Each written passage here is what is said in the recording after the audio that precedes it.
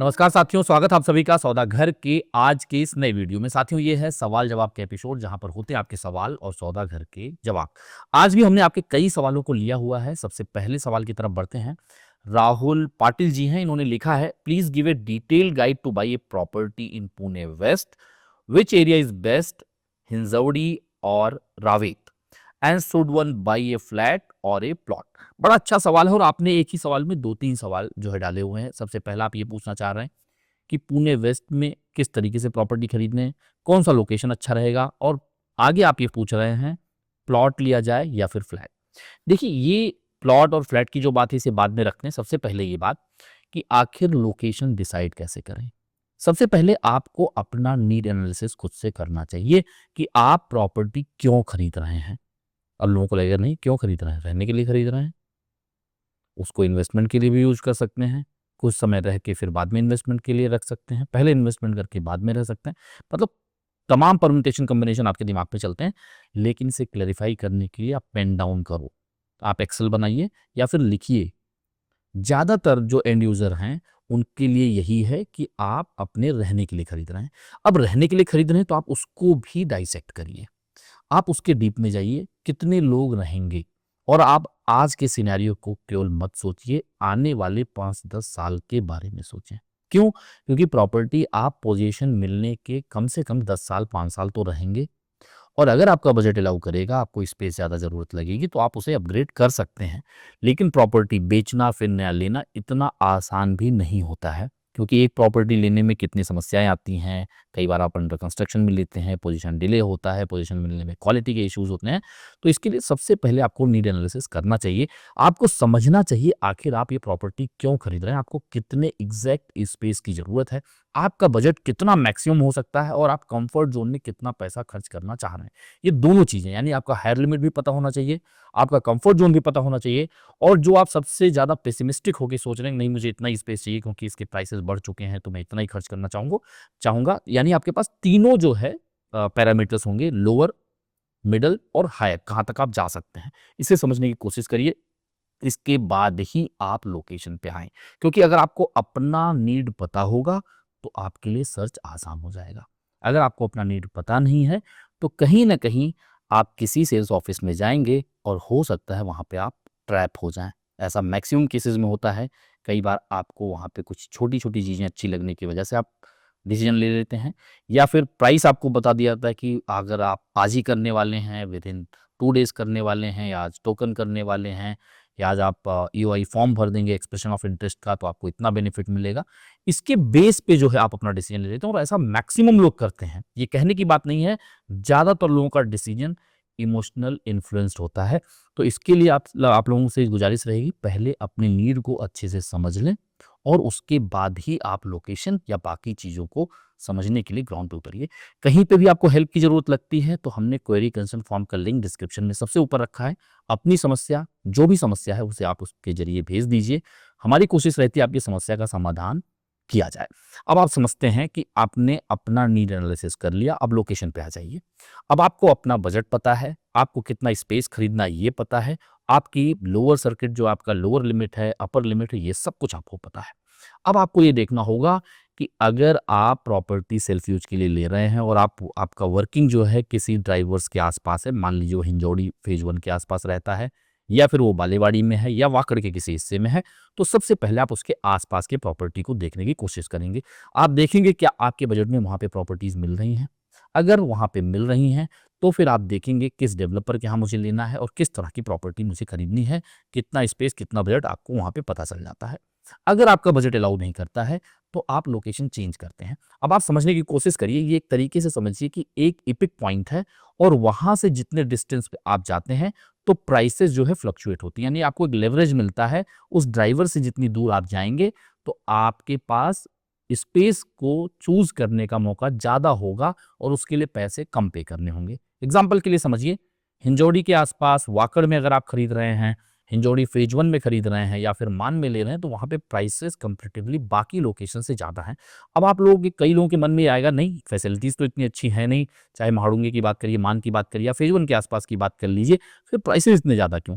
देखिए फैसिलिटीज़ क्या हैं, कैसे हैं, उसके लिए सौदागर अलग वीडियोज़ बनाता है और आपके मन में जो दुविधा उठ रही है वो बात जायज़ है। लेकिन यहाँ डिमांड और सप्लाई का है खेल। अगर वहाँ पे डिमांड ज़्यादा है, सप्लाई कम है, तो उस ड्राइवर्स को दिखा के, उस आईटी पार्क्स को दिखा के हिंजौड़ी फ़ेज़ 1 से फ़ेज़ 3 के बीच में जो भी फैले हुए हैं, वहाँ डेवलपर प्राइस आपसे खींचते हैं। तो आपको वहाँ पे पहले देखना है आपके बजट में बैठ रहा है या नहीं। इसके बाद आपको क्या देखना है, जैसे ही आप अगर आपका यहाँ पे वाकड़ में नहीं हो पा रहा है, हिंजौड़ी में नहीं हो पा रहा है, तो आप बढ़ेंगे ताथौड़ी की तरफ। वहाँ पे आपकी हंटिंग होगी।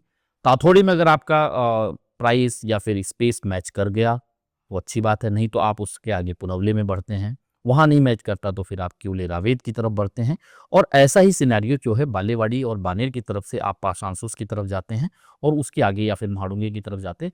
इस तरीके से एक-एक पॉइंट से इस एक सर्कल काम करता है एक ड्राइवर से और दूसरे ड्राइवर तक पहुँचते-पहुँचते फिर उसके रेट बढ़ने चालू हो जाते हैं। यानी मिड सेक्शन में कम रहता है। तो आपको प्रॉपर्टी का अगर स्पेस ज़्यादा बड़ा चाहिए, आपका बजट कम है, तो आप रावेत की तरफ जा सकते हैं। लेकिन अगर आपको बिल्कुल अपने वर्किंग लोकेशन के आस-पास चाहिए, जहाँ पे एटलीस्ट इंफ्रा सपोर्ट कर रहा है, भले वो उतना नहीं कर रहा है जितना आपकी एक्सपेक्टेशन है या जितना होना चाहिए, तो आपको हिंजौड़ी के आस-पास देखना होगा। अब आपको अप्रोच हमेशा मैक्रो टू माइक्रो रखना है। पहले आप अपने आप को समझेंगे, उसके बाद आप मार्केट में उतरेंगे, कौन-सा डेवलपर किस लिए बना है। देखिए, हर डेवलपर की अपनी एक खूबी है। कोई ऑन टाइम डिलीवर कर रहा है, कोई क्वालिटी के साथ दे रहा है, किसी का प्रोजेक्ट हमेशा डिले के डिले चल रहा है, कई लोग जो है काफ़ी सस्ता बेच रहे हैं और कई लोग काफ़ी एक्सपेंसिव और प्रीमियम सेगमेंट में बेच रहे हैं और उनका पोजीशन भी लमसम ठीक ही है, लेकिन वो प्रीमियम सेगमेंट को जस्टिफाई कर पा रहे हैं, नहीं कर पा रहे हैं, ये सारी चीज़ें आपको समझनी होती हैं और इसी के लिए सौदागर बार-बार कहता है कि आप खुद जाकर ग्राउंड सर्वे ज़रूर करें या फिर किसी ऐसे एक्सपर्ट से मिलें जिस पे आपको भरोसा हो और जिसने कई बार इन चीज़ों को डिलीवर किया हो राइट ट्रैक पे। तो आपको पहले ग्राउंड सर्वे करना होगा खुद को समझने के बाद। और अगर आपको स्पेस ज़्यादा चाहिए और वैल्यू फॉर मनी देख रहे हैं और आपको बजट ज़्यादा नहीं खर्च करना है, तो आपको दूर जाना ही पड़ेगा किसी भी ड्राइवर से। लेकिन वहाँ पे समस्याएँ ये आएँगी कि आप अगर जल्दी लिक्विडिटी के बारे में सोच रहे हैं, मान लीजिए अगर आपके मन में ऐसा है कि अभी तो मैं सोच रहा हूँ कि यहाँ अपने लिए ले रहा हूँ, लेकिन फ्यूचर में मैं एग्ज़िट भी कर सकता हूँ, तो वहाँ एग्ज़िट करने में समस्याएँ आ सकती हैं। क्योंकि कहीं न कहीं चाहे आप किसी ड्राइवर के आस-पास लीजिए या दूर लीजिए, वहाँ पे रेट इन्फ्लेटेड ही हैं, तो आप एंट्री जो है एक्स पॉइंट पे कर रहे हैं और जब आप एग्ज़िट करने जाएँगे तो आपके पास सिंगल यूनिट होगी और उसे एग्ज़िट करना बहुत मुश्किल हो जाता है और आप जब तक रेट तोड़ेंगे नहीं तब तक आपका फास्ट वो मूव नहीं करेगी प्रॉपर्टी। तो इसके लिए आपको ध्यान रखना है एग्ज़िट के बारे में। अगर आप जल्दी एग्ज़िट चाह रहे हैं तो फिर आपको बहुत दूर जाने की ज़रूरत नहीं है। लेकिन अगर आप सोच रहे हैं नहीं मुझे लॉन्ग टर्म के लिए लेना है और मेरा बजट इतना ही अलाउ कर रहा है, तो आप रावेत, क्यूले, मामूडी, गोहंजे की तरफ जा सकते हैं, सोच सकते हैं। तो इस तरीके से आपका अप्रोच रहना चाहिए और कहीं पे भी अगर इसके अलावा भी आपके मन में दुविधा है, तो हमें कमेंट में लिख के बताइए या फिर क्वेरी क्वेश्चन फॉर्म का लिंक जैसा मैंने आपको बताया, उसके ज़रिए अपनी समस्या हम तक पहुँचा दीजिए। अगला सवाल है, is buying a 5 to 10 year old property a good decision और नॉट? देखिए, बड़ा अच्छा सवाल है और कई लोगों के मन में आता है कि रीसेल अगर लेने जा रहे हैं, तो 5 से 10 साल पुरानी प्रॉपर्टी ली जाए या नहीं? सबसे पहले देखिए, जो रियल एस्टेट स्ट्रक्चर आप खरीदने जा रहे हैं, उसका life span at least 50 year, 60 year का है। अगर वो टनल फॉर्म कंस्ट्रक्शन किया जा रहा है, जिसे माइवल भी कहते हैं, एलू फॉर्म भी कहते हैं, तो उसकी लाइफ एटलीस्ट 70 टू 80 ईयर मानी जाती है। यानी 70 से 80 साल तक उनका लाइफ स्पैन है। तो 5 से 10 साल कुछ भी टाइमलाइन नहीं है। लेकिन यहाँ पे 2 चीज़ें आपको समझनी है। पहला जो एक पहलू है वो समझते हैं, जो इसका पॉजिटिव साइड है। पॉजिटिव साइड क्या है? पोजीशन मिले 5 से 7 साल हो चुके हैं, क्योंकि आप 5 से 10 साल के ब्रैकेट की बात कर रहे हैं। इस बीच प्रॉपर्टी में लीकेजेज, सीपेजेज, प्रॉपर्टी किस तरीके से रन कर रही है, उसका लिफ्ट कैसा है, आज उसकी वर्किंग कंडीशन कैसी है, ये जैसे ही आप उस सोसाइटी में विज़िट करते हैं, आप उसको टच एंड फ़ील कर सकते हैं, देख सकते हैं, मॉनिटर कर सकते हैं और आप एग्ज़ैक्ट समझ सकते हैं कि सोसाइटी की कंडीशन क्या है। देखिए, ज़रूरी नहीं है कि ये 5 से 10 साल की अवधि हर एक डेवलपर, हर एक प्रोजेक्ट के लिए बराबर हो। लेकिन जब आप उस प्रोजेक्ट पे जाएँगे तो आपको समझ में आ जाएगा, हाँ, ये प्रोजेक्ट की हालत ज़्यादा अच्छी लग रही है। और कई बार ऐसा होता है कि कोई 3 साल पहले पोज़ीशन मिला है प्रॉपर्टी, पर उसकी हालत बदतर हो चुकी है। वहीं दूसरे साइड में 10 साल पुरानी सोसाइटी है, पर उसकी हालत अच्छी है। ऐसा क्यों होता है? क्योंकि वहाँ पर प्रॉपर मेंटेनेंस के बजट को कैसे बनाया जा रहा है, उसको मैनेज कैसे किया जा रहा है, कैसा कलेक्ट किया जा रहा है, कलेक्शन प्रॉपर है कि नहीं, इन सब चीज़ों पे डिपेंड करता है। और इनिशियल लेवल पे डेवलपर ने क्या आपको मेंटेनेंस कि 1 साल, 1.5 साल का एक कॉर्पस के साथ-साथ आपको लॉन्ग टर्म का भी कॉर्पस कुछ बना के दिया है, जिसके बेस पे आप बड़े खर्चों को मैनेज कर सकते हैं। अगर वैसा बना के दिया है, तो वो सोसाइटी का उसी दिन ये डिसाइड हो जाता है कि आने वाले समय पे सोसाइटी कैसे मैनेज होगी। मान लीजिए आपके पास सिर्फ 1 साल का मेंटेनेंस बजट है। शुरू में क्या होता है, जैसे ही ओसी आता है, पोजीशन लिया जाता है, तो ऑक्यूपेंसी पहले दूसरे साल में काफ़ी कम होती है। यानी जो आपका कलेक्शन है मेंटेनेंस का, वो ना के बराबर रहता है। जितने लोग शिफ्ट हुए रहते हैं, उतने लोग ही देते हैं। बाकी लोग ऐसा नहीं कि नहीं देंगे, लेकिन जब वो शिफ्ट होंगे तो वो पुराना आपका जितना मेंटेनेंस पेंडिंग है वो क्लियर करेंगे। लेकिन आपको मेंटेनेंस का खर्चा रियल टाइम करना है, हर महीने करना है। चाहे वो वाटर एक्सपेंसेस हों, चाहे वो आपके हाउसकीपिंग के हों, चाहे आपके इलेक्ट्रिसिटी के हों, या जितनी भी चीज़ें हैं मैनेज करने के लिए पूरी सोसाइटी में, वो रियल टाइम खर्चा लग रहा है। तो इनिशियल स्टेज पे ही अगर कॉर्पस अच्छा खासा नहीं है, तो फिर सोसाइटी 6 महीने के बाद, 8 महीने के बाद हाँफने लगती है, थक जाती है। और कॉर्पस का प्रोविज़न ना होने की वजह से फिर वो धीरे-धीरे उसकी हालत खराब होती जाती है। लेकिन वहीं अगर दूसरी तरफ कोई ऐसी सोसाइटी है जिसमें अच्छा खासा कॉर्पस दिया गया है, मिनिमम 2 साल, 3 साल का मेंटेनेंस पहले ही लिया गया है और डेवलपर पूरी ट्रांसपेरेंसी के साथ ये फंड आपको ट्रांसफ़र कर रहा है। अब बात आती है डेवलपर करे या ना करे, हमें कैसे पता चलेगा?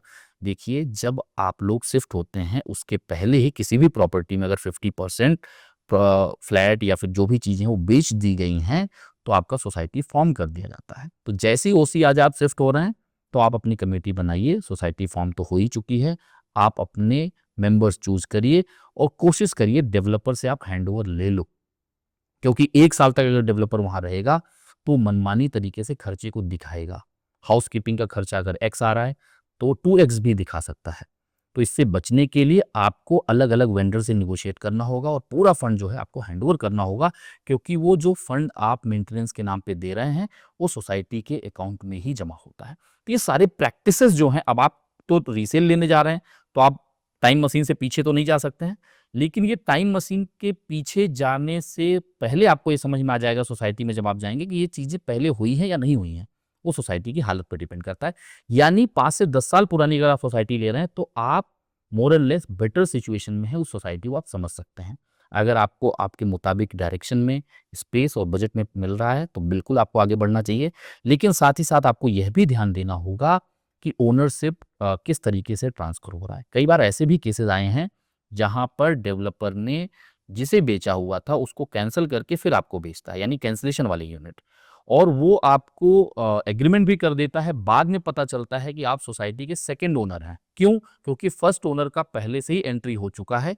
वो कैंसल ज़रूर हुआ, लेकिन उस पूरे आपने ट्रेल को फॉलो नहीं किया, यानी कैंसलेशन सोसाइटी लेवल में भी उसका नाम हटना चाहिए। आप प्राइमरी लेवल पे आएँगे, तो आपके नाम पे शेयर सर्टिफ़िकेट इश्यू नहीं होगा। पहले मूल ओनर जिसको डेवलपर ने बेचा था, और वो कैंसलेशन कई बार ऐसा होता है कि आपके जब पोज़ीशन आते हैं तब होता है।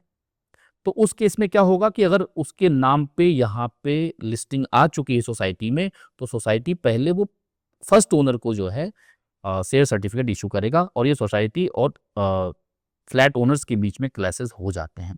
तो इसे क्लैरिफ़ाई करने के लिए अगर आप डेवलपर साइड से खरीद रहे हैं, तो पहले पता कर लें। कोई भी रीसेल ले रहे हैं, आप पहले सोसाइटी ऑफ़िस में जाइए उस प्रोजेक्ट के, और समझने की कोशिश करिए कि किसकी प्रॉपर्टी थी, किसने लिया है, क्या सब कुछ क्लियर है। ऐसा ना हो कि आपने टोकन दे दिया, आपने बेसिक एमओयू कर लिया और उसके बाद आपको समस्याएँ पता चल रही हैं। फिर आपका पैसा फँस जाता है, अपॉर्च्युनिटी लॉस है, और उसके चक्कर में आप अपना और भी समय और अपने प्रेशर को भी लेते हैं, जो आपका काफ़ी प्रीशियस टाइम है, वो भी जाता है। तो इन बातों का ध्यान रखें, और मुझे लगता है कि अगर आपको आपके मन मुताबिक प्रॉपर्टी मिल रही है, 5-10 साल में आपको देखने में ठीक लग रहा है, तो एक अच्छा ऑप्शन आपका हो सकता है, बशर्ते जो बताया गया उसको ध्यान रखिए। उस सहूलियत के साथ आप जाएँगे तो बिल्कुल आपका डिसीज़न अच्छा होगा। निखिल त्यागी जी हैं, इन्होंने लिखा है, is soft position legal in Pune? देखिए, सॉफ्ट पोजीशन पूरे इंडिया में लीगल नहीं है। आफ्टर महारेरा या आफ्टर रेरा जो एक्ट आया 2016 में, और अलग-अलग स्टेट में अलग-अलग टाइम पे इसे लागू किया गया। जैसे महाराष्ट्र में 1 मई 2017 से अप्लाई किया गया। उसके बाद से सॉफ्ट पोजीशन जैसी कोई चीज़ नहीं रही। पहले भी होती थी, पर उसका मॉनिटरिंग इतने अच्छे तरीके से नहीं होता था। अब सॉफ्ट पोजीशन होता क्या है, कई लोगों के लिए जो नहीं जानते हों, ये इस तरह का पोजीशन है जहाँ पर आपको आपके फ्लैट की चाबी दे दी जाती है। आप वहाँ पे इंटीरियर कराते हैं। कई बार ऐसे केसेज़ होते हैं कि आपको शिफ्ट करने के लिए भी कह दिया जाता है। अब बात ये आती है कि सॉफ्ट पोजीशन समझने के बाद आखिर डेवलपर सॉफ्ट पोजीशन आपको ऑफर क्यों करता है? देखिए, इसमें सबसे बड़ा कैच ये है कि डेवलपर अगर प्रोजेक्ट डिले हो रहा है, या बिल्कुल आप समझिए कि पोजीशन डेडलाइन क्रॉस होने वाली है या क्रॉस हो चुकी है 1-2 महीने पहले, वो नहीं चाहता कि लोग कंपनसेशन के लिए आगे बढ़ें। वो क्या करता है, आपको सीधे position as a soft position offer कर देता है और वो आपसे फाइनल जो है पेमेंट भी ले लेता है। यानी जो डेवलपर का कैश फ्लो का प्रॉब्लम है, वो भी सॉल्व हो जाता है। क्यों? क्योंकि जब आप सॉफ्ट पोजीशन के लिए जाएँगे, आपको साइन करना होगा और साइन करने से पहले यानी सॉफ्ट पोजीशन लेने से पहले आपको फाइनल अपना जो पोजीशन के टाइम का पेमेंट है, ड्यू है, वो पूरा क्लियर करना होता है। यानी डेवलपर का कैश फ्लो भी वहाँ पे स्ट्रॉन्ग हो जाता है। आपको पोजीशन देने से फिर जो कंपनसेशन वाली बात है वो भी बंद हो जाती है।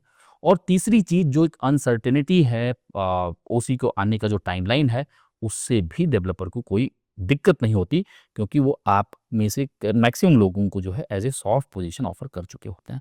पर आपके लिए समस्या क्या है? सॉफ्ट पोजीशन अगर आप ले चुके हैं और ओसी आने में समस्या आ रही है, तो फिर आप ये मान के चलिए लीगली, टेक्निकली आप वहाँ पर रहने के लिए वो लीगली जो है वो ऑथराइज़्ड नहीं है कि आप वहाँ जाके रहें।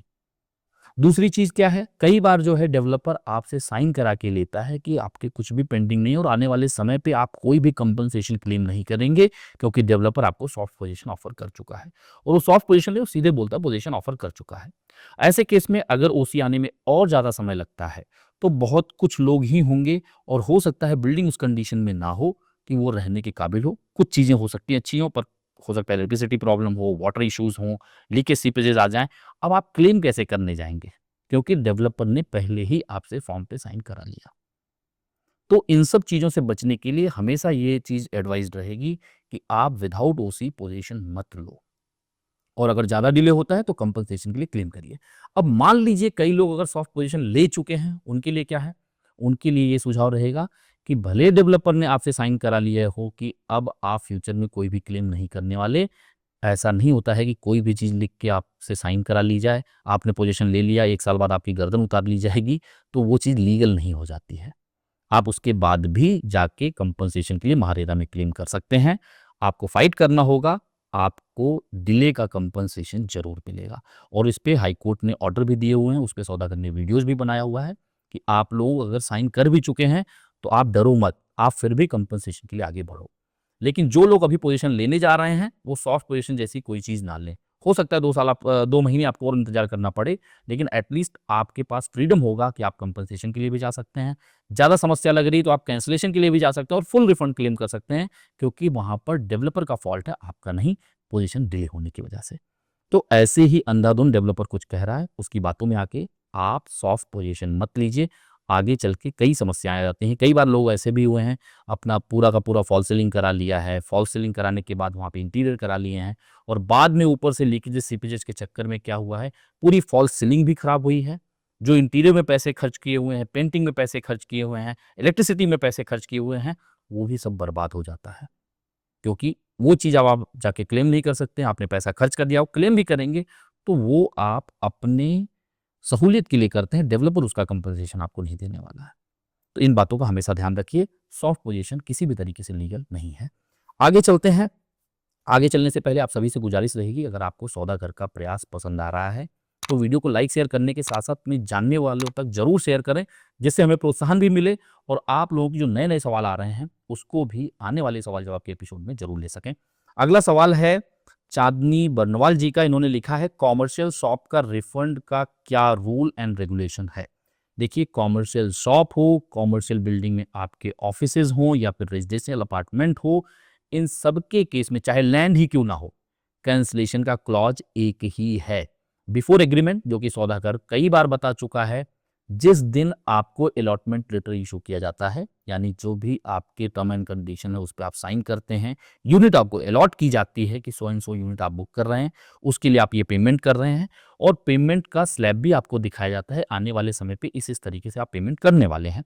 उस दिन से अगर आप 15वें दिन तक, मान लीजिए वो आपने 1 मार्च को साइन किया है, तो 15th मार्च तक अगर आप कैंसलेशन मेल ऑफ़िशियली भेज देते हैं डेवलपर तक, तो आपका कैंसलेशन चार्ज 0 होगा, भले डेवलपर आने वाले 15 दिन में आपको पैसे दे। मान लीजिए वो डिसीजन आपका कैंसलेशन का 16वें दिन से 30 दिन के बीच में होता है, तो कैंसलेशन चार्ज लगता है। टोटल एग्रीमेंट कॉस्ट का 1% डिडक्ट कर सकता है डेवलपर। यानी कि मान लीजिए आपने एग्रीमेंट कॉस्ट 80 लाख की प्रॉपर्टी ली हुई है, टोटल पैकेज आपका 95 लाख का है, एग्रीमेंट कॉस्ट 80 लाख का है, आपने 2 लाख का पेमेंट देके एग्रीमेंट किया हुआ है, अलॉटमेंट लेटर लिया हुआ है, बुकिंग किया हुआ है, तो 2 लाख में से 80,000 रुपए वो डिडक्ट कर सकता है, क्योंकि आपका एग्रीमेंट कॉस्ट 80 लाख है और उसका 1% 80,000 होता है। बचा हुआ 1,20,000 वो आपको रिफंड करेगा। अब मान लीजिए 31वें दिन से लेके 60वें दिन के बीच में आप करते हैं, तो वहां पे 1.5% डिडक्ट होता है, और 61 डेज से लेके जब तक आपका एग्रीमेंट नहीं हो जाता है, तब तक अगर आप कैंसिलेशन करते हैं तो मैक्सिमम 2% का डिडक्शन हो सकता है। तो ये चीजें रेजिडेंशियल अपार्टमेंट हो, लैंड हो या फिर कॉमर्शियल बिल्डिंग हो, इन सब पे अप्लाई होती है। एग्रीमेंट के बाद की जो क्लॉजेज हैं रिफंड के, उसमें एग्रीमेंट के बाद आपका 10% डिडक्ट होता है, बाकी उस एग्रीमेंट में लिखा होता है, उसको आप देख सकते हैं। इसी से मिलता जुलता सवाल आगे भी है। विवेक सिंह जी ने लिखा है, if I never received any allotment letter, why am I getting an email about deduction charge on cancellation. देखिए Vivek ji, developer fine lines में ये चीज लिख के रखता है कि अगर आप कैंसिल करते हैं तो आपका फॉरफिट हो जाएगा। कई डेवलपर लिखेंगे 10% डिडक्ट हो जाएगा, जबकि वो रूल के खिलाफ है। इस पे महारेरा ने ऑर्डर नंबर 60 अगर आप जाके सर्च करेंगे तो वहां पे भी आपको देखने को मिलेगा। उसको हम लोग फ्लैश भी कर देते हैं या फिर उसका लिंक भी आपको डिस्क्रिप्शन में दे देंगे, जिससे आप लोगों के लिए आसानी हो। महारेरा ने साफ कहा है कि प्रोफार्मा एग्रीमेंट टू सेल क्या होना चाहिए और अलॉटमेंट लेटर का प्रोफार्मा कैसा होना चाहिए। तो अगर आप बुकिंग किए हैं, टर्म कंडीशन पे आपने साइन किया है, तो वही चीज एज ए अलॉटमेंट लेटर काम करती है। लेकिन अगर आपने किसी भी बुकिंग फॉर्म पे साइन नहीं की है और आपको कोई यूनिट अलॉट ही नहीं किया गया है, आपने एक्सप्रेशन ऑफ इंटरेस्ट केवल दिया हुआ है, तो ऐसे केस में आपको फुल रिफंड मिलेगा। उनको मेल करने दीजिए, आप उस मेल का रिप्लाई करिए। कई बार ऐसा होता है कि आप किसी जगह पर साइन कर देते हैं, आपको यूनिट अलॉट भी हो जाती है और आपको एक कंफर्मेशन मेल किया जाता है कि आपका so and so unit book हो चुका है। तो अगर वो यूनिट बुक हो चुका है लेकिन उसके साथ कैंसिलेशन क्लॉज नहीं अटैच्ड है, उस पे आपका साइन नहीं हुआ है, तो भी आप एलिजिबल हैं, आप फुल रिफंड क्लेम कर सकते हैं। वो डेवलपर की लाइन है, और वो डेवलपर ऐसा करते क्यों हैं और वो फाइन लाइन में लिखते क्यों हैं? क्योंकि आपसे अगर 50,000 लाख रुपए लिए हैं, तो उसी 1 लाख रुपए के चक्कर में आप अपनी बुकिंग जो है आगे बढ़ाएंगे। वो बिल्कुल वैसे ही है जैसे जब आप मछली फंसाने के लिए कांटे में केचुआ लगा के डालते हैं, जिसके चक्कर में मछली आती है और उस छोटे से लालच में वो अपने पूरे शरीर को गंवा के बाहर आती है। उसी तरीके से काम होता है कि आप जो एक्सप्रेशन ऑफ इंटरेस्ट देते हैं, चाहे वो लाख रुपए का हो, 2 लाख रुपए का हो, 50,000 रुपए का हो, जब आपको ये पता चलता है ये लाख रुपए मुझे नहीं मिलने वाले हैं, 2 लाख नहीं मिलने वाले हैं, इनिशियल 50,000 नहीं मिलने वाले हैं, तो 50,000 रुपए बचाने के लिए आप बाकी का भी 70-80 लाख रुपए खर्च करके वही प्रॉपर्टी खरीद लेते हैं, और उनका जो उसके पीछे लॉजिक था वो भी जो है सॉल्व हो जाता है, वो सफल हो जाते हैं अपने टारगेट पे।